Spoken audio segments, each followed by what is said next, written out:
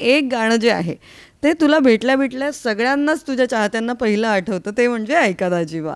आणि म्हणजे ते अजरामर आहे, त्याला काही तोडच नाही आहे. आणि त्या गाण्याची आत्ताही तुमची किती वर्ष झाली आहेत आता ती? 20 आम्ही ते 20 वर्ष झालेली आहे. 20 वर्षांचं सेलिब्रेशनच होतं ते. आणि मग ते सेलिब्रेशन तुम्ही केलं, एक छान रील आम्हाला पाहायला हो, मिळाली. तर कारण त्या ती सेलिब्रेशन बद्दल प्लीज सांग. इशिता नावाची जी एक अस्वस्थ आत्मा आहे उत्साही, तर we have to meet, we have to meet, तिचं हे 1 वर्षभर चाललेलं बरं का. पण प्रत्येक गोष्टीला योग लागतोच, तसं झालं. आणि मग ते म्हणाले अभी नहीं मिलोगे तो मैं बात नहीं करूंगी वगैरे झालं. म्हटलं बाबा आता आहे करना क्या है, तुम लोग आओ तो सही. म्हटलं ठीक आहे. मग म्हणाले सगळ्यांनी ब्लॅक घालून या. म्हटलं okay. So there has to be one captain of the ship असला की आपण ऐकतो ना, असं झालं. आणि मग आम्ही गेलो, चौघंजणं भेटलो. आधी खूप दंगा केला, we shared all the memories. आणि नंतर मग ती म्हणाली आता आपण ना रील शूट करतोय. म्हटलं बाई गं मला सवय नाही आहे रील वगैरे शूट करायची, एस्पेशली असं ड्रामा. आणि म्हटलं मी गाणार, माझं काम गाण्याचं आहे. अवधूत पण म्हणाला हां आम्ही दोघं गातो, तुम्हाला काय गोंधळ घालायचा तो घाला. But then it turn out very well. किती खूप छान वाटलं होतं. आणि त्यामुळे बऱ्याच जण नॉस्टॅल्जिक झाले पुन्हा. नाही झालंय काय आता काही इंटरनॅशनल डीजेसनी सडनली ऐका दाजीबा प्ले करायला लागलेत. सो त्यामुळे एकदम असं जाग उठा इंसान की पुण्यामध्ये आत्ता एक इव्हेंट झाला VH1 सुपरसॉनिक म्हणून, जो one of the prestigious events असतो, त्याच्यामध्ये त्यांनी ऐका दाजीबा प्ले केलं. सो डिप्लोने. सो मग लगेच ते एक परत त्याला काय म्हणायचं चालना मिळते, तसं झालं. पण काय वाटतं वैशालीताई की ते गाणं अजूनही आता वेगवेगळं, आता तर सोशल मीडियाचं हे सगळं जग आहे, इतकं इंटरनॅशनली सुद्धा ते गाणं पोचत असतं, तेव्हा कुठेतरी त्या गाण्याचं एक म्हणजे ते अजून ते हृदयाच्या आत होऊन जातं का? काय वाटतं? आपलं एक हक्काचं सिक्युअर घर असतं ना, त्या घरात गेल्यावर कसं वाटतं की हे माझं आहे, तसं एक्झॅक्टली माझं या गाण्याशी नातं आहे की हे माझं आहे. आणि मग ते कुठल्याही एरामध्ये बघ, ऐका दाजीबा रिलीज झालं तेव्हा सोशल मीडिया नव्हता. त्यावेळी सीडीजचा सेल असायचा जो आपल्याला सांगायचा की अल्बम हिट आहे. आता रील्स कितने बने आहे. आणि म्हणजे आता संदर्भ बदलले आहेत, लोकांपर्यंत पोचायची माध्यमं बदलली आहेत, पण जे लोकांना आवडतं ते ऑडियन्सच जिवंत ठेवतं असं माझं मत आहे. की ज्या प्रकारे त्यांना ठेवता येईल त्या प्रकारे ऑडियन्सच ते पुनरुज्जीवित पण करतं आणि कलाकाराला आणि त्याच्या कलाकृतीला जिवंत ठेवतं. आता ते आप सामने हो, तो गाना तो होना ही चाहिए ना. हो मुझे प्यार नहीं तुझसे है बा, मुझे दिल विल को तेरा देवा, मुझे प्यार नहीं तुझसे है बा, मुझे दिल विल को तेरा देवा. ऐका दाजीबा, ऐका दाजीबा, ऐका दाजीबा, ऐका दाजीबा, ऐका दाजीबा, दाजीबा, दाजीबा. आणि वैशालीताई आता तुम्हीच सांगा, जन्मरुण हा सिनेमा येतोय आणि याचं एक काय वेगळं गाणं आहे आणि त्या गाण्याला संगीत सुद्धा. निलिमा मला ना असं वाटतं आहे हे year 2024 is special for me. पहिली सुरुवात झाली लंडन मिसळ या गाण्याने, ज्याला मी जे म्युझिक माझं होतं. आणि आता लगेच बाईंनी मला 3 दिवसापूर्वी सांगितलं हे आपण रिलीज करतोय हो. म्हटलं ओके. तर छान मला आनंद होतो की आपण केलेलं काम लोकांपुढे येणार आहे. आणि जन्मऋण हा विषय खूप वेगळा आहे.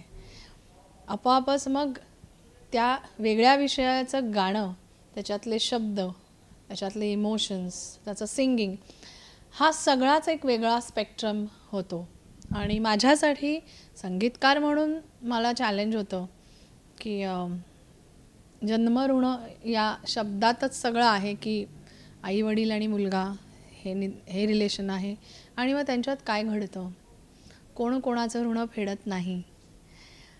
मग ही सगळी गोष्ट मला गाण्यात न आणायची होती. आणि मला असे चॅलेंजेस घ्यायला खूप आवडतं निलिमा. एक आपण केलेल्या आत्तापर्यंतच्या अभ्यासाला एक लिटमस पेपर टेस्ट असते. आणि कंचन जी आहेत ज्या मला आवडतं. आणि गाणं सुचत गेलं, येत गेलं आणि ते कंचनजींना आवडत गेलं, त्यामुळे शब्दही घडले. सो मी आणि सुदेशजींनी ते गायले. Sudeshji is a complete surprise in this song. की सुदेश भोसले म्हटल्यावर पटकन आपल्याला मेरी मखोणा वगैरे वाले सुदेश, त्या सालीची गाणी आहे, हां, पटकन आठवतात. की जे माझ्या बाबतीत सुद्धा बऱ्याचदा होतं.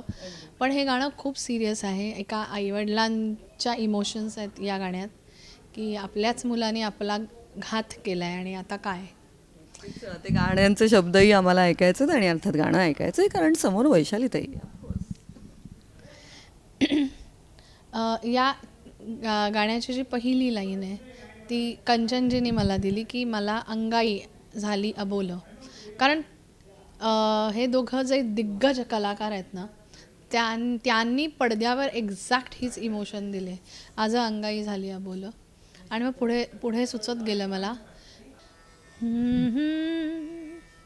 आज अंगाई झाली अबोल, नाती रुजली नाहीत खोल, आज अंगाई झाली अबोल, नाती रुजली नाहीत खोल, चिवकाऊचे घरटे करून एकटे, जन्म ऋणांचा मांडला कांडावा, सोडवू कसा हा गुंतलेला जीव, सोसना घाव, सोसना घाव,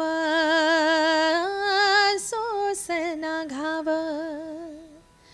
पिल्लू चुकले भुलले, पिल्लू चुकले भुलले, पिल्लू चुकले भुलले, विकले हो माय पाश, झाली पडझड उमगेना कुणाचा हा दोष, मन मोडून तोडून होऊन पसार गेला घेऊन काळजाचा ठाव, सोडवू कसा हा गुंतलेला जीव, सोसना घाव. फारच एक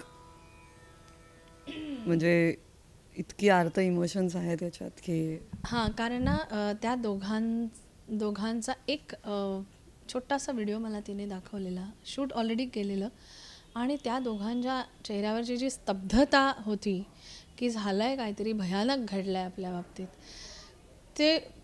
ते इमोशन इतकं भारी होतं ना, की एक दोन चांगले कलाकार काहीही न बोलता काय इमोट करू शकतात, हे खूप सुंदर उदाहरण आहे. हे गाणंही तितकंच सुंदर झालंय वैशालीताई. अशीच छान छान सुंदर सुंदर गाणी आमच्या भेटीला तू देत राहा आणि आता संगीतकाराच्या भूमिकेत सुद्धा अजून छान छान गाणी येऊ देत. आणि अर्थात तुझ्या गाण्यांवर आम्हाला नाचायचं पण असतं, त्यामुळे सगळ्या प्रकारची गाणी होऊनच जाऊ देत. 2024 का स्टॉक रेडी है. स्टॉक रेडी है, बस अभी एक एक देख लो. Thank you so thank you.